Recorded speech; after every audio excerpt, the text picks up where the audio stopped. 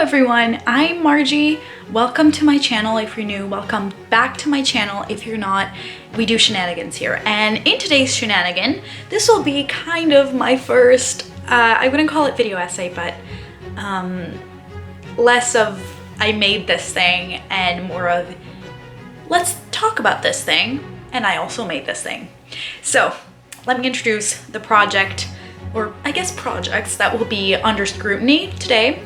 My Catherine Morland hand-sewn gown, beautiful, and my 1910s corset, which as of filming this, it is January, and I made at the very end of 2023, aka right before Christmas, because that's when I usually stop sewing for the year. And I'm wearing it right now, so it's here with us. These two garments have in common the fact that I both made them in about a day, at least less than 24 hours.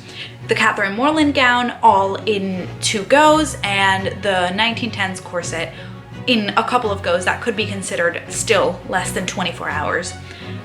And you know, after I made these, both of these, even though I made them at quite distant periods, like I made the Catherine Morland gown last summer and I made the corset this December, they both made me think, how does speed affect the production of my garments? And as I sat down now in writing the script for this video and reflected, I noticed that there were 3 major points in which speed and sewing and maybe the quality and quantity of garments come to collide. So let's get into it. So first of all, speed in general in making clothing. Throughout history, if you, like me, are a fashion nerd, fashion history nerd, you look at how they sewed things and the inventions they produced to make things, you can tell that pretty much everything has been towards progress and speeding up the production of these garments. For example, the invention of the sewing machine, the invention of the knitting machine back in the 1500s, and today the use of CSMs, circular sock machines. Then, I mean, if you look at hand-sewn things, sometimes seams are unfurled on the inside. The invention of the overlocker and 18th century dressmakers sewing up skirts with the mantua maker stitch, which is basically hemming and sewing a seam all at the same time. All of this to speed up and produce more garments. So in my mind now, and I don't know how about you, but speed in sewing and industrialization are connected, because industrialization, in fashion at least, meant you were making things faster and therefore you were making more things. I'm talking middle of the 19th century. You're making more things because you have a sewing machine. So you are now able to sustain a greater amount of clothing on that sewing machine. Sustain? Probably not sustain, but make. So that's on speed in general. Now, this was my first point.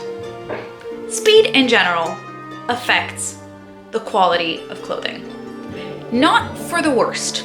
Okay, let me be clear. I am not hating on people who make things in a day or are obsessed with making things in a day, because I am one of those people. I love making something fast because my attention levels and my engagement levels with the project are the same all throughout the project, and I don't need to stress about it. After like a day or a week, it's done. It's out of my mind, and I can wear it because most of the things I make, I actively wear every day. So speed is also of very high importance for me. But how does it affect a garment? Now, I couldn't make a Russian court dress in 24 hours, could I? So the things that I make in 24 hours or under are going to be consequently less elaborate and less ornate and less complicated. See the 1920s 1-hour dress. It's not one of those extremely extravagantly draped lame dresses of the period. It's not anything crazy. It's not a robe a la française. It's not a Worth evening gown. It's not a Worth evening gown. It's a 1-hour sack-shaped dress. I've never made it, but I assume that's what it is. And for skirts, I've made some of my skirts in like 2 days because they're like trapezoids put together, fell the seams, bye. That's it. And maybe a closure. That's it. And So with my Catherine Morland gown, this is where I'm getting at with the Catherine Morland gown and the corset.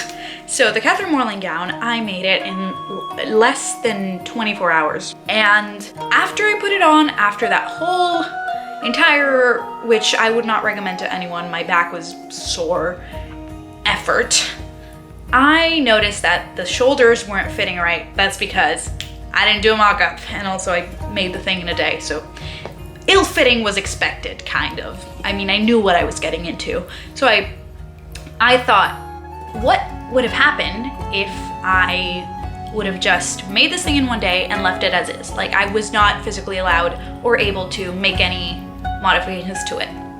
Well, it would be trash. It literally would be trash.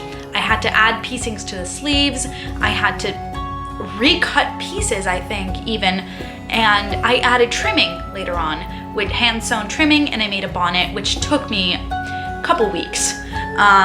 So without the addition of the trimming and the bonnet, the outfit itself wouldn't be complete, and it wouldn't be as historically correct looking, which in that context mattered to me. Not that it should be anything high on anyone's priorities list if they don't want it to be. But what I think really struck me about that, and also this corset, is that, you know, you need time. I learned that lesson the hard way. You need time to make things fit well. And it's okay to make it in a day, but you kind of have to take more time. My 1790 stays, I made them in 2 weeks, completely hand-sewn in 2 weeks. Did they fit well at the end of it? Absolutely not. So I had to go in, and it took me at least 2 more months to figure out what was going on, because it was my first pair of stays. So I would say just give yourself time. So that's my point, number 1. Speed in making a garment can greatly affect the quality of it. And by quality, I also mean elaborateness and just feel, type of fabric, type of methods used, whether it's gonna break, and not always for the negative, but it affects the quality. Point number 2, speed in making garments now, unfortunately, in today's 2023 society, is invariably and unbreakably connected with fast fashion, because more clothes means more profit. And so the quicker you make the clothes, the more profit the store owner or company owner, in the case of most fast fashion companies, will eventually make. That's why a lot of fast fashion workers, I'm looking at you, Shein, are paid by the piece. And so they have to rush through these pieces. And what is one of the number 1 things that people complain about in fast fashion? Fast fashion clothes don't fit most human bodies correctly. Why is that? Because they've been made in 5 minutes by a poorly paid seamstress who is being overworked. That's why. I mean, in the case of my corset, I'm just now breaking it in to, you know, check if it fits right. So it takes time to check if something fits you well. Keep that in mind. Keep the breaking and the corsets later. We'll come back to it, I promise. And I made my Catherine Morland dress in a day, and it didn't fit right. So if I had left it, I would have been left with a pretty crappy quality garment, actually, looking back at it.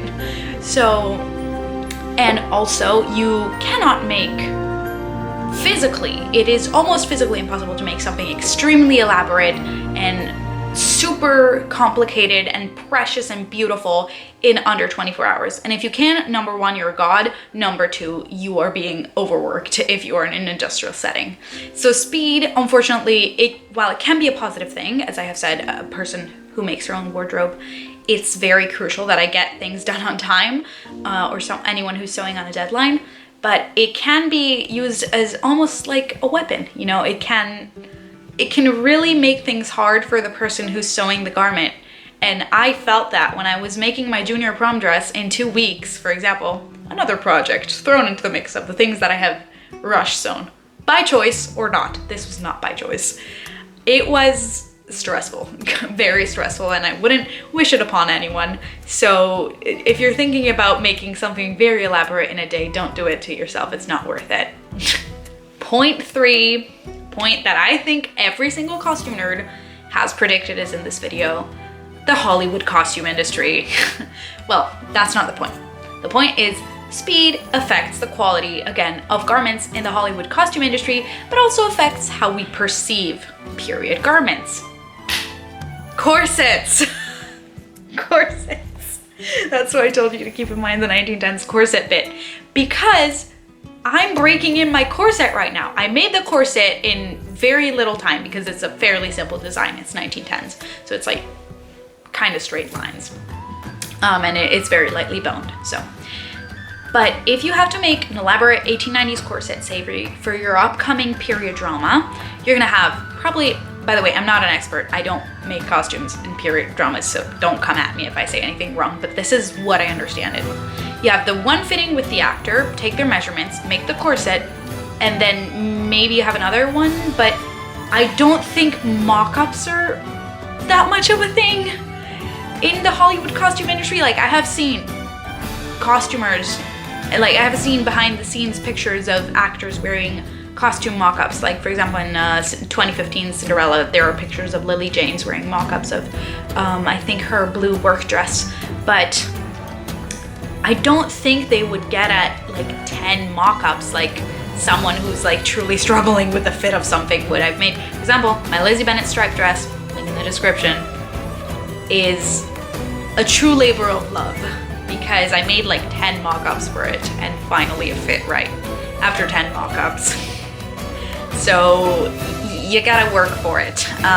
For example, let's take Bridgerton. Season 1. I have not watched Bridgerton, disclaimer, but I am more well informed on season 1 costumes than season 2 because I have seen more pictures.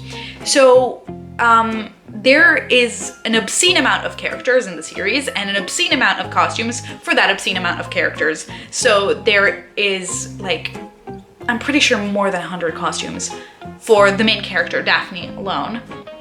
And apparently not, again, I haven't watched it, so I couldn't say, but apparently not all of them get proper screen time. And then there's all the other protagonists, like Penelope, I think her name is, the one played by Nicola Coughlan, and everyone else, like the extras in the background. And since Bridgerton is a very designed series, you're not exactly gonna find costumes that fit the designer's view right off the bat rented. So what you're gonna do is you're gonna either make them or alter other costumes. And I mean, the poor costumers in Bridgerton, God bless them. I mean, just look at the amount of clothing and how beautiful it is, because it is visually stunning. I will give them that. But there is a problem. Season 1 did not fit very well. I noticed that a lot of Daphne's waistlines were kind of, okay, so this is the Empire waistline under the bust. Daphne's waistlines did this. They went middle of the bust and it looked terrible because it didn't fit. Same with Penelope.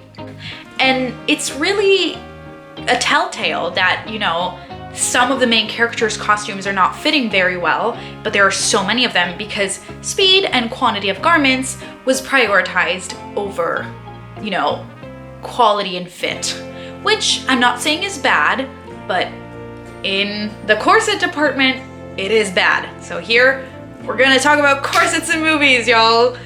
Finally, I've done this in real life a lot of times, so I need to sound actually like I know what I'm talking about on here. So, as a person who has now made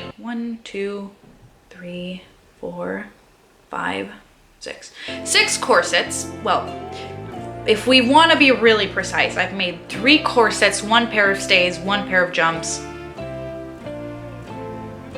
No, 4 corsets, one pair of stays, and 1 pair of jumps. Which jumps are like kind of, it's basically a Regency bra, but it's not a bra. It's like stays, but jumps. Yep, look it up.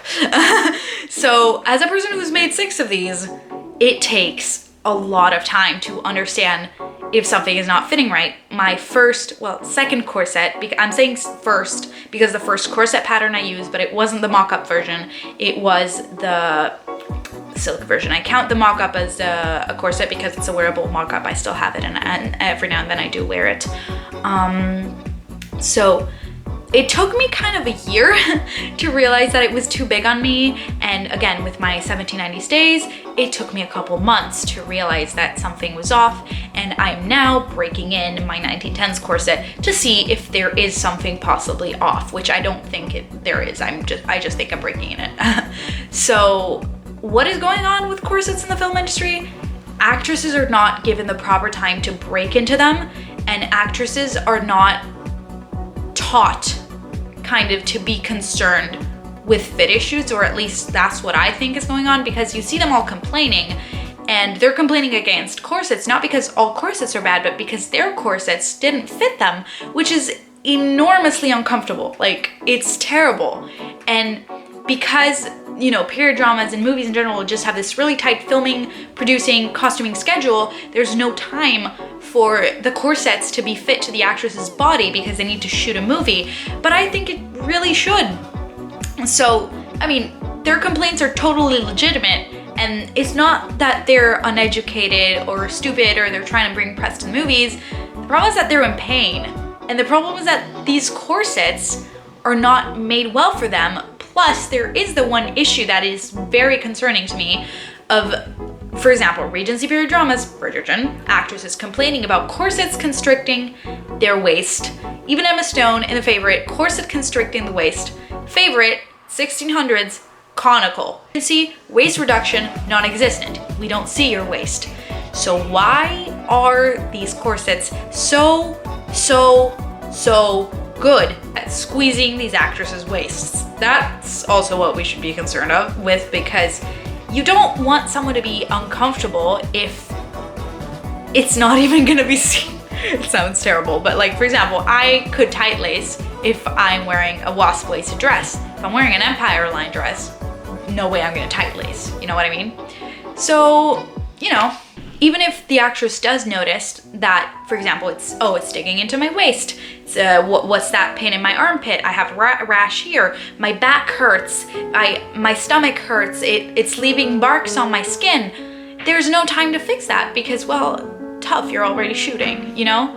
And even if they do fix it, I think that, you know, the mock-upping stage in Hollywood, especially for corsets, because corsets are extremely important and also cause, you know, ill-fitting costumes later on. If we want better costumes, and also I think we can all agree, better human experiences filming for these actresses who are all doing an amazing job acting, we need to improve this. So that is all.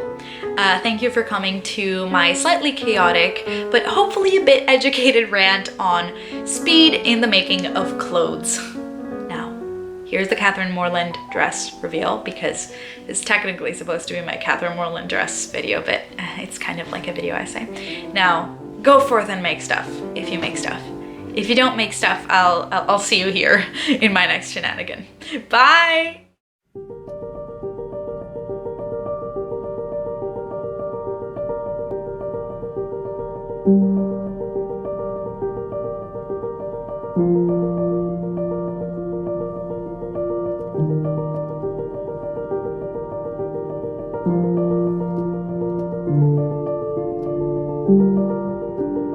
Thank you.